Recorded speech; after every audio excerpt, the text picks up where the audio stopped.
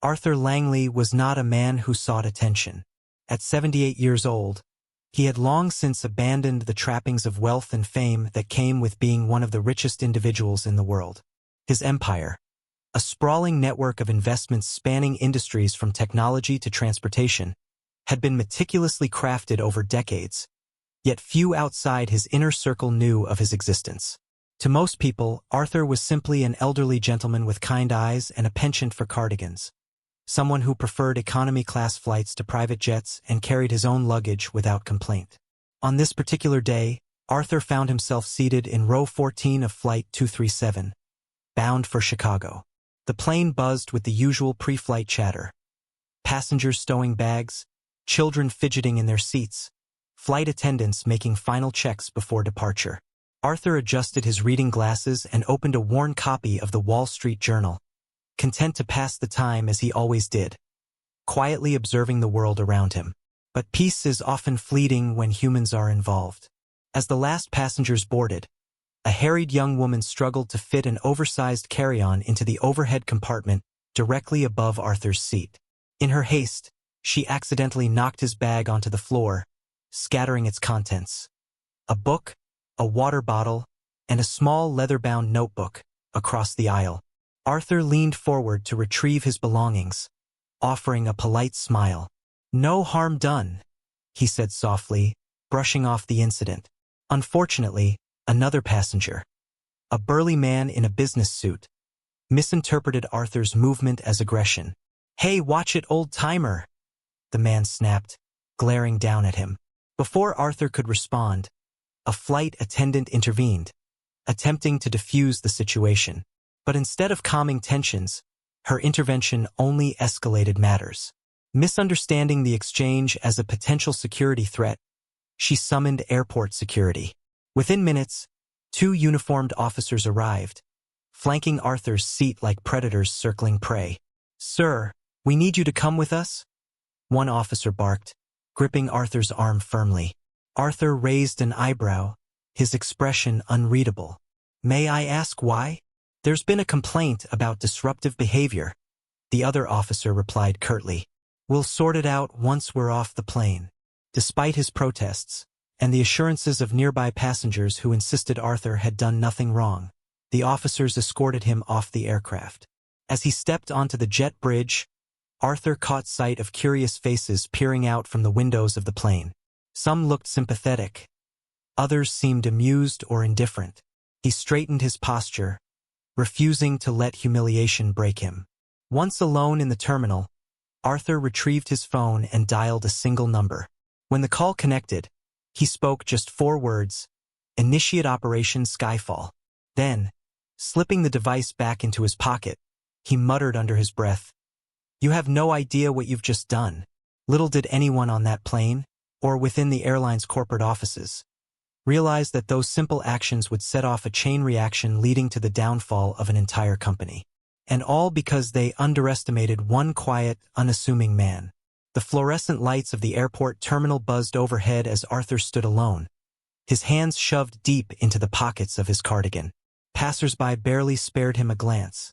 Just another elderly man caught in some minor travel mishap. But beneath his calm exterior, Arthur's mind raced with precision and purpose.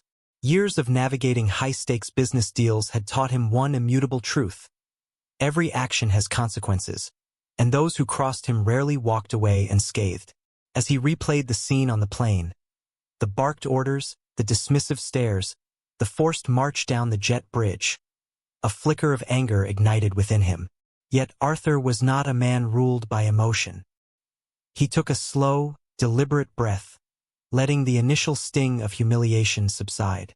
Instead of dwelling on what had happened, he focused on what would come next. Arthur's thoughts drifted back to the moment security intervened. The burly businessman's harsh words still echoed faintly in his ears.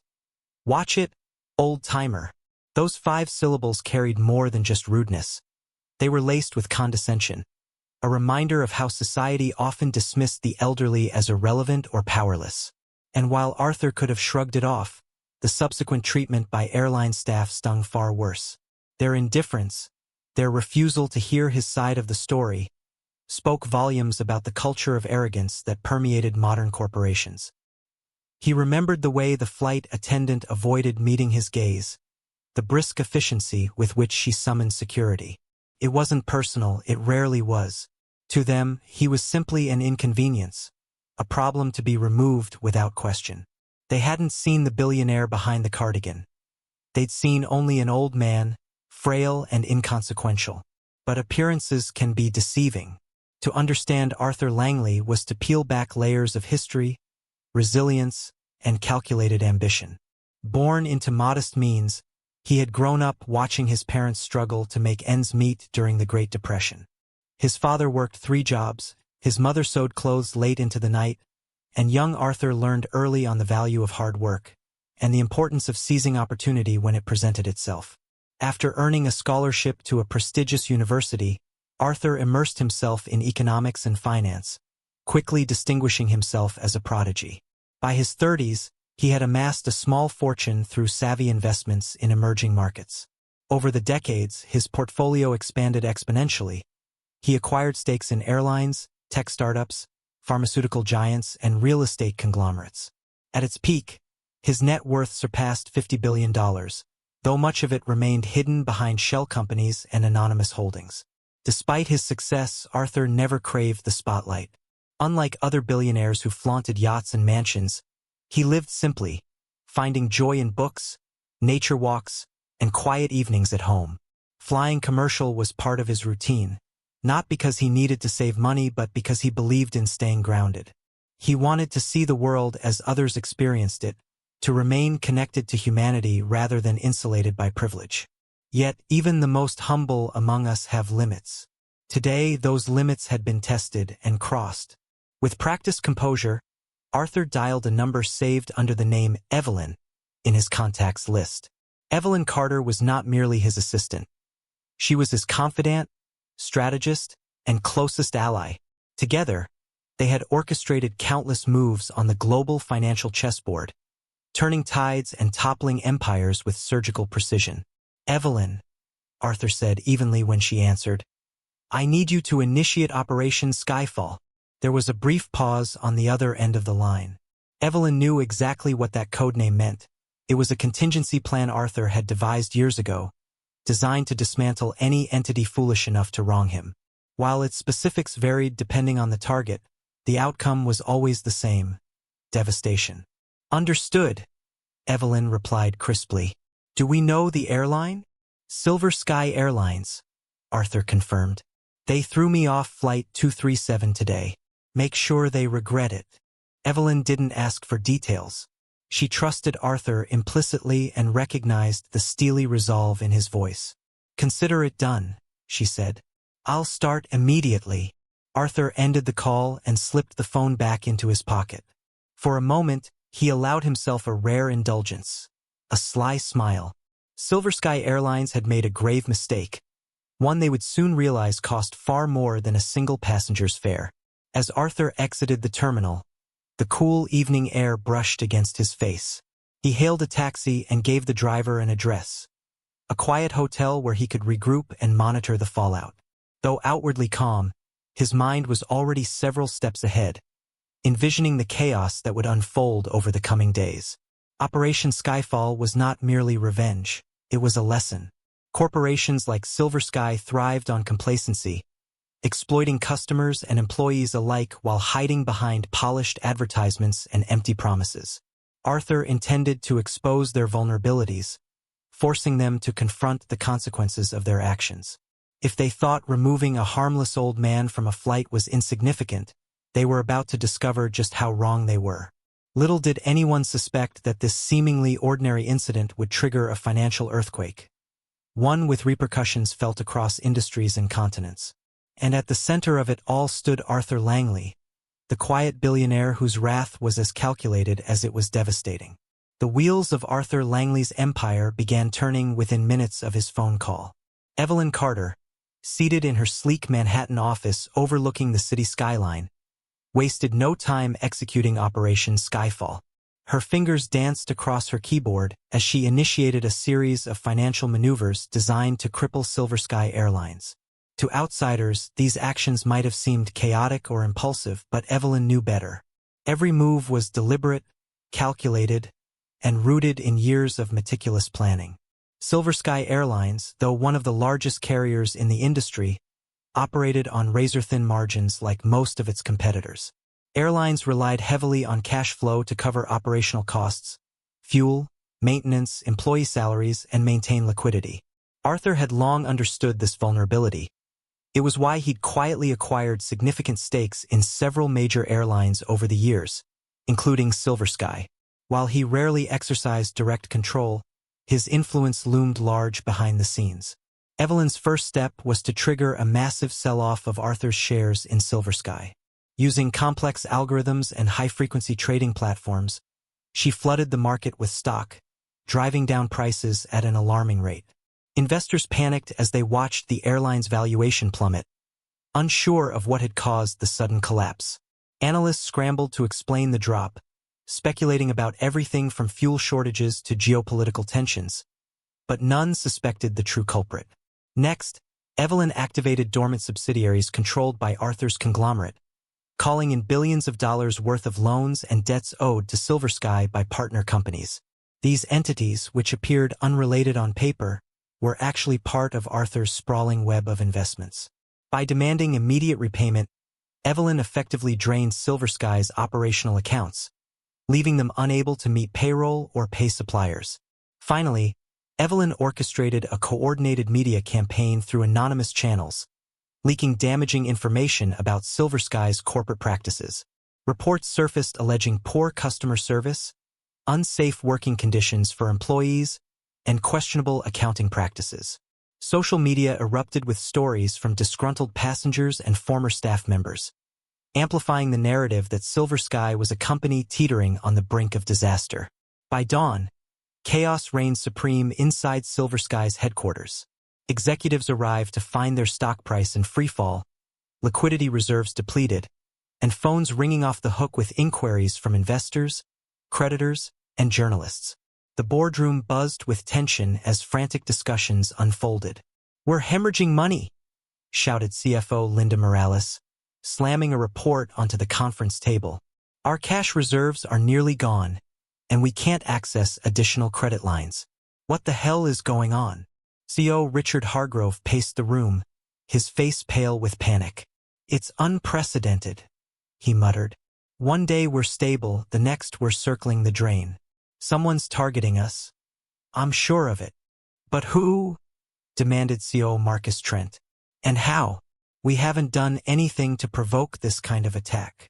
Richard hesitated, glancing around the table. He couldn't shake the memory of the elderly man escorted off Flight 237 yesterday, the calm look in his eyes as security removed him. Could there be a connection? No, it seemed absurd. Surely no single individual could orchestrate such widespread destruction.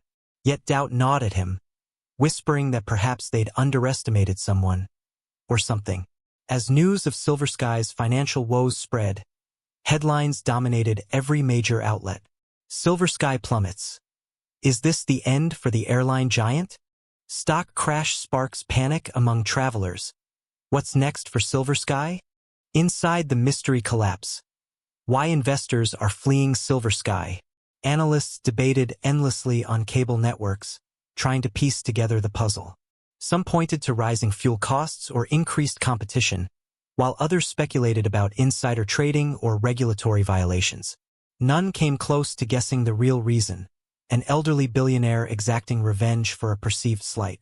Meanwhile, social media amplified the crisis. Passengers shared horror stories of delayed flights, lost luggage, and rude customer service. Former employees chimed in, revealing unsafe working conditions and low wages. Hashtags like #BoycottSilverSky and #JusticeForArthur trended worldwide, further tarnishing the airline's reputation.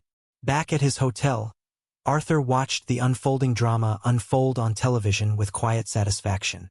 He sipped tea from a delicate china cup, occasionally jotting notes in his leather-bound notebook. Evelyn kept him updated via encrypted messages, relaying key developments in real time. "Their stock is down 45% since yesterday," one message read. Credit agencies are threatening to downgrade them to junk status. Another followed shortly after. Media coverage has exploded. Public sentiment is overwhelmingly negative. They're drowning in bad press. Arthur nodded approvingly. The operation was proceeding exactly as planned. Silver Sky's executives were scrambling to save face, but without access to funds or public trust, their options were limited. Bankruptcy loomed closer with each passing hour. Yet amidst the chaos, Arthur felt a twinge of unease. He knew the consequences of his actions extended beyond the boardroom. They rippled outward, affecting thousands of employees, passengers, and communities reliant on Silver Sky's services. While he believed the airline deserved accountability, he couldn't ignore the human cost of his revenge. Still, he reminded himself of the lesson he sought to impart. Power must be wielded responsibly, and those who abuse it will eventually face reckoning.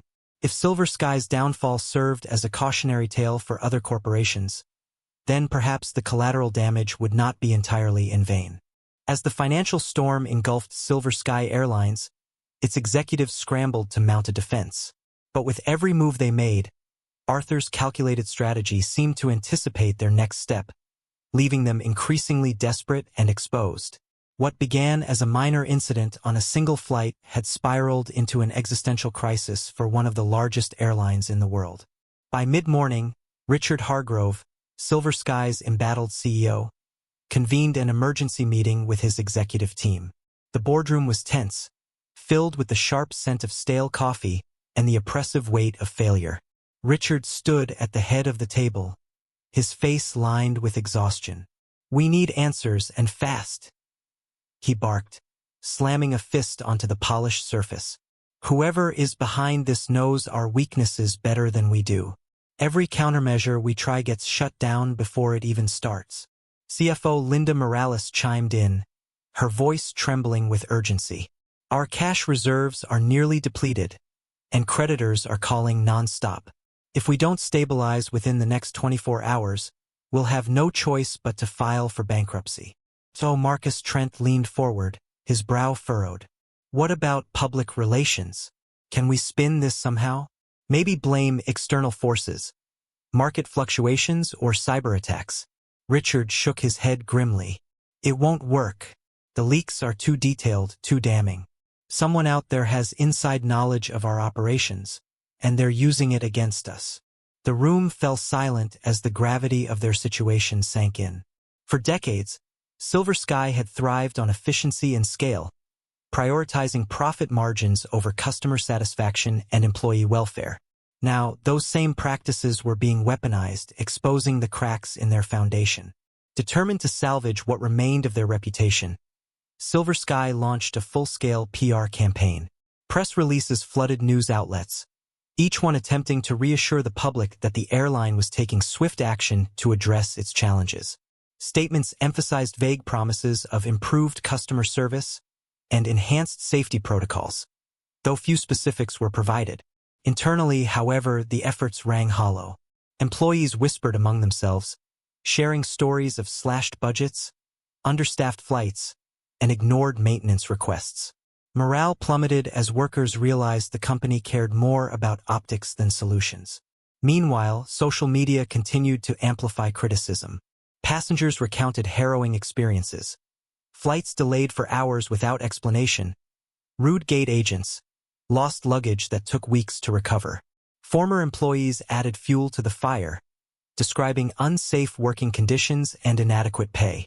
Hashtags like #BoycottSilverSky gained traction, with influencers and travel bloggers urging followers to book with competitors instead. Despite their best efforts, Silver Sky's attempts at damage control only deepened the public's distrust. Analysts noted the disconnect between the airline's polished statements and the mounting evidence of systemic neglect. As one journalist put it during a live broadcast, "You can't polish a turd, folks. Silver Sky's problems run deeper than bad press. They're structural." Frustrated by their inability to contain the crisis, Silver Sky turned to legal avenues in a last-ditch effort to identify and neutralize the threat. Corporate lawyers pored over transaction records, tracing the origins of the stock sell-offs and debt calls. Their findings pointed to a complex network of shell companies and subsidiaries, all seemingly unconnected yet operating with eerie synchronicity. Whoever's behind this isn't just rich, they're brilliant, remarked lead counsel Sarah Klein, reviewing the data. They've covered their tracks so thoroughly that even subpoenaing these entities might not yield results. When asked whether criminal charges could be pursued, Sarah hesitated. Technically, everything they've done appears legal.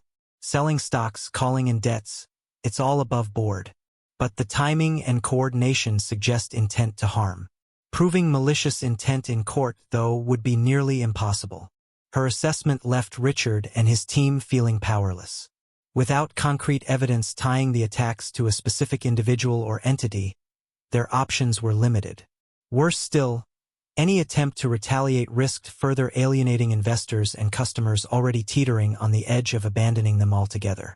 Realizing traditional methods weren't working, Richard decided to take matters into his own hands.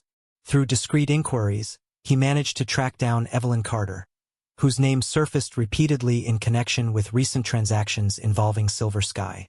Hoping to appeal to her humanity, or at least her sense of pragmatism, he arranged a private meeting under the guise of discussing potential partnerships. Evelyn arrived at the designated cafe, impeccably dressed and radiating confidence. She greeted Richard with a polite smile, though her eyes betrayed nothing. They ordered coffee and exchanged pleasantries before Richard broached the subject. "Ms. Carter," he began cautiously, "I assume you're aware of the difficulties facing Silver Sky right now." "I am," Evelyn replied coolly, sipping her latte. "Difficulties often arise when companies lose sight of their priorities." Richard flinched at the thinly veiled accusation but pressed on. "Look, I'm not here to debate ethics. My company is on the verge of collapse, and thousands of people depend on us for their livelihoods. If someone close to you is orchestrating this, someone with significant influence, I urge you to consider the human cost." Evelyn studied him for a moment, her expression unreadable. Then she leaned back in her chair, folding her hands neatly on the table. "Mr. Hargrove, let me be clear. My client doesn't seek destruction for its own sake. This situation arose because your organization failed to treat individuals with basic respect. You had countless opportunities to rectify that mistake quietly. Instead, you chose arrogance." Her tone softened slightly, though her resolve remained firm. "If you want redemption, start by acknowledging your role in this mess. Apologize publicly, not just with words, but with actions. Show the world that Silver Sky values integrity over profit. Until then, no amount of pleading will change the outcome." With that, Evelyn rose from her seat, leaving Richard stunned and speechless. He watched her walk away, realizing too late that he was dealing with forces far beyond his understanding. As days passed, public opinion solidified against Silver Sky. Stories of mistreatment and negligence dominated headlines, overshadowing any attempts at rehabilitation. Protesters gathered outside corporate offices, holding signs that read, "Respect your customers," and "Justice for workers." Meanwhile, bookings plummeted as travelers switched allegiance to rival carriers offering better service and transparency. In a final act of desperation, Richard issued a televised apology, admitting fault and pledging sweeping reforms. "To our valued passengers and dedicated employees," he said solemnly, "I deeply regret the pain and frustration caused by our failures. We are committed to rebuilding trust and ensuring that Silver Sky becomes a model of excellence in the industry." But the damage was done. Trust, once broken, is hard to repair. And Silver Sky's promises felt hollow to those who had suffered under their policies for years. Analysts predicted the airline would file for bankruptcy within weeks, unable to recover from the perfect storm of financial ruin and reputational decay. The final days of Silver Sky Airlines unfolded like a Greek tragedy, with the once mighty corporation crumbling under the weight of its own hubris. Arthur Langley's meticulously orchestrated campaign had achieved its goal, exposing the airline's systemic failures while delivering a stark lesson in accountability. But as the dust settled, the full scope of the fallout became clear, not just for Silver Sky, but for everyone caught in the crossfire. By the end of the week, Silver Sky's collapse was official. Unable to secure emergency funding or stabilize operations, the airline filed for Chapter 11 bankruptcy protection. Flights were grounded nationwide, stranding thousands of passengers mid-journey. Airports buzzed with chaos as frustrated travelers demanded refunds or alternative arrangements, only to be met with overwhelmed customer service agents and endless hold times. Behind closed doors, executives scrambled to salvage what little remained of their empire. Assets were liquidated, fleet aircraft sold at steep discounts, real estate holdings auctioned off, intellectual property stripped bare. Yet even these drastic measures couldn't cover the staggering debts incurred during the financial onslaught.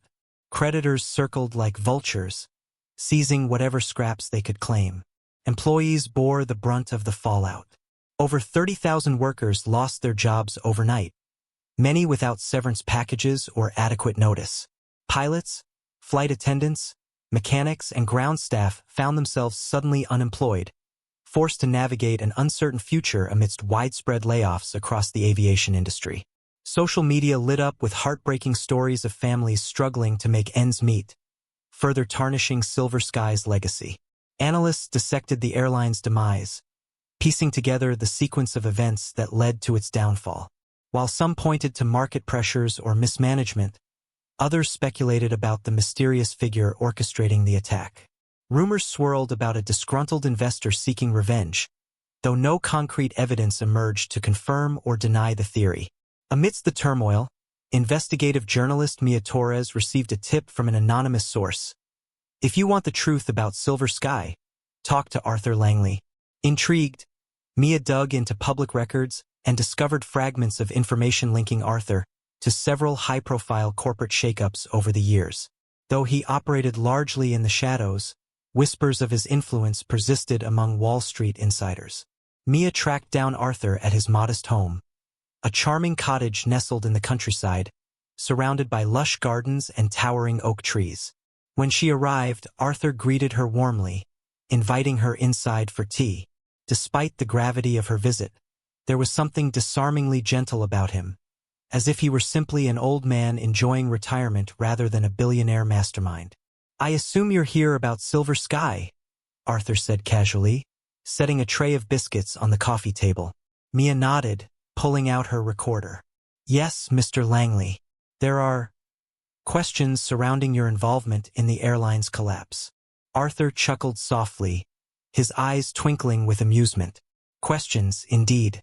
Very well, Ms. Torres. Let me tell you a story."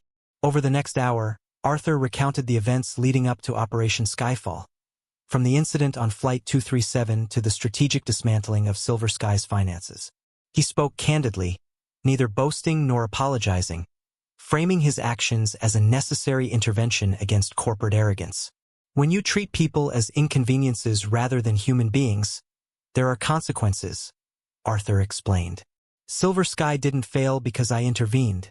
It failed because it stopped valuing its customers and employees. My role was merely to expose the rot beneath the surface."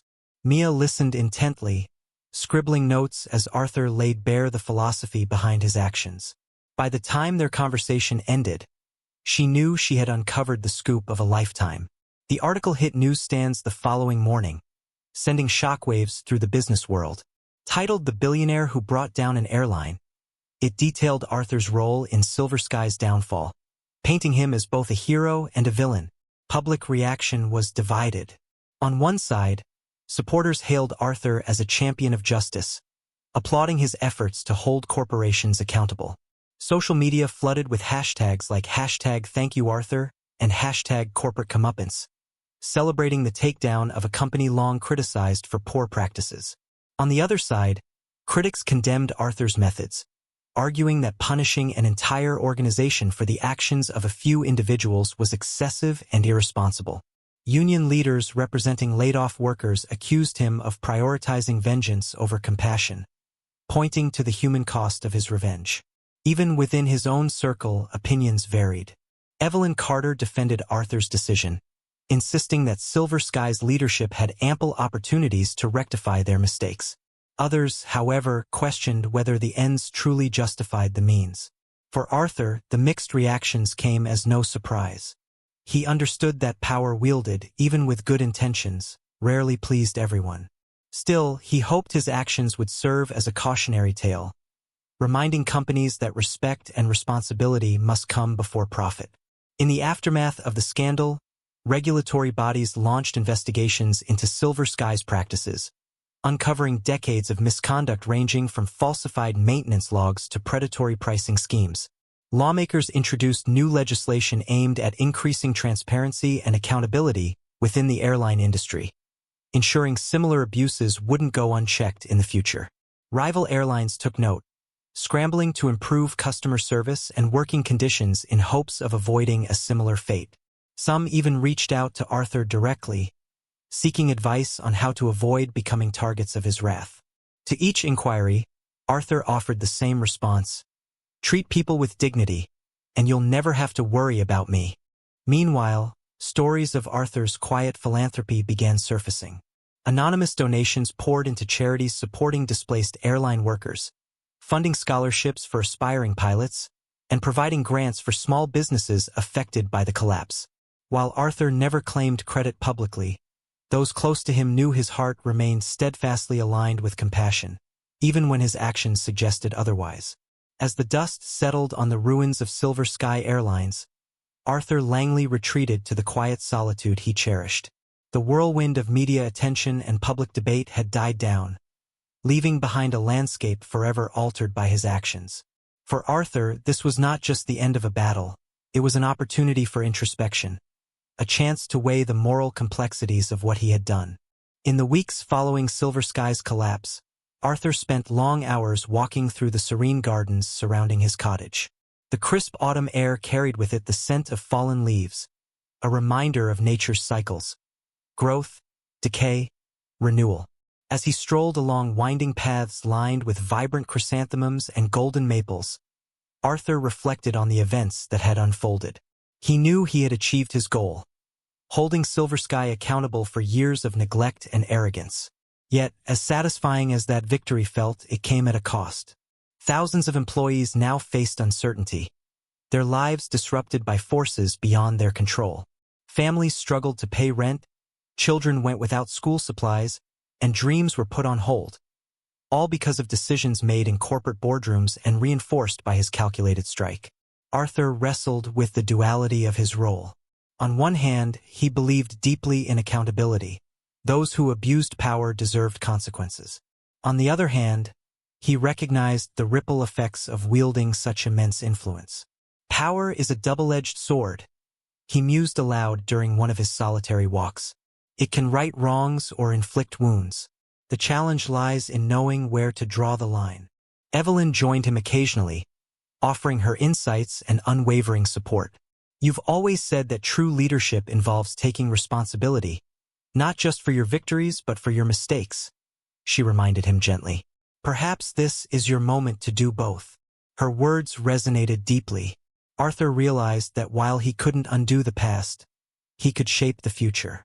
If his actions had caused harm, then it was his duty to mitigate that harm as best he could. True to his principles, Arthur embarked on a series of restoration efforts aimed at addressing the collateral damage caused by Operation Skyfall.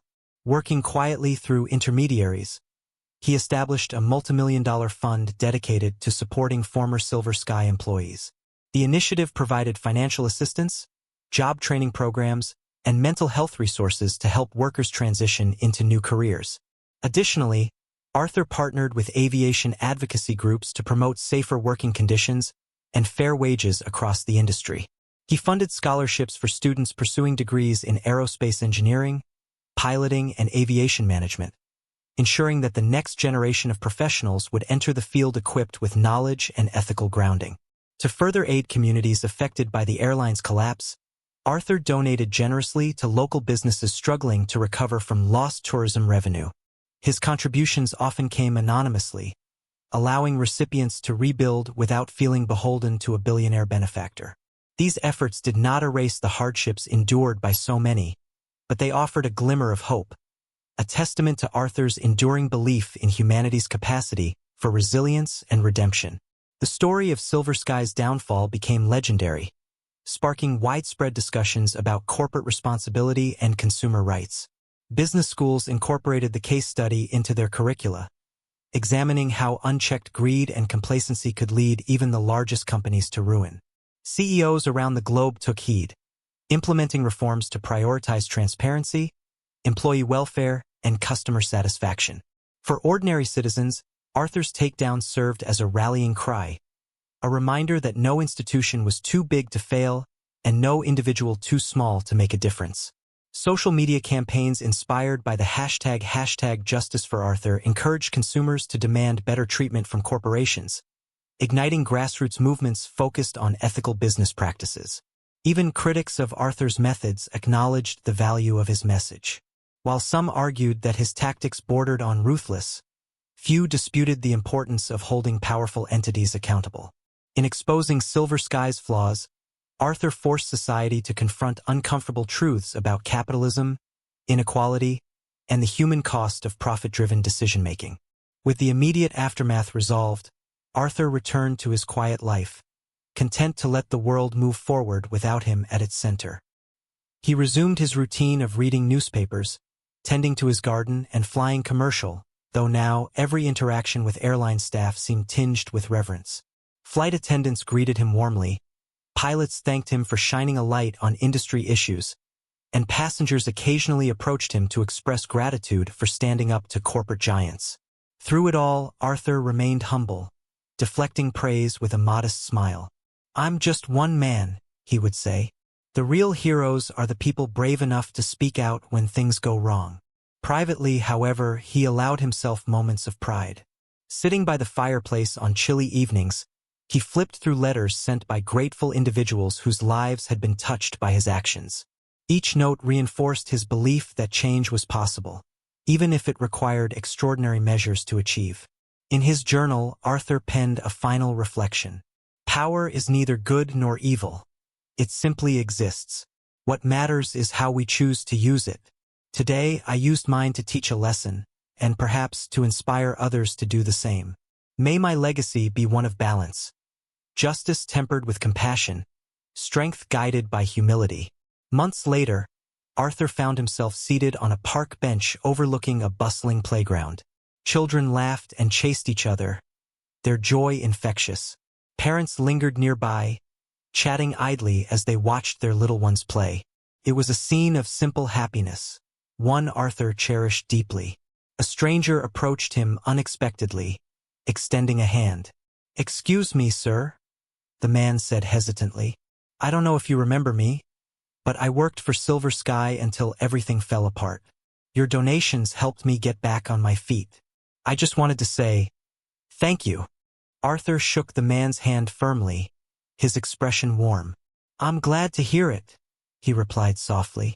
"Take care of yourself, and keep pushing for better days ahead." As the man walked away, Arthur leaned back on the bench, closing his eyes briefly. The sun warmed his face, and a gentle breeze rustled the trees above. For the first time in months, he felt truly at peace. When he opened his eyes again, he noticed a young boy staring curiously at him from across the playground. The child grinned shyly before running off to join his friends. Arthur chuckled under his breath, reminded once more of the resilience and innocence that defined humanity. Rising slowly, he adjusted his cardigan and began walking toward home. There was supper to prepare, books to read, and perhaps another flight to book in the near future. Life continued, as it always did, carrying with it lessons learned and memories made. And as Arthur disappeared into the crowd, blending seamlessly with the throng of ordinary people, he left behind a legacy far greater than wealth or power. He left behind a reminder that even the quietest voices can spark change, and that sometimes the most profound victories are those fought not for glory, but for justice.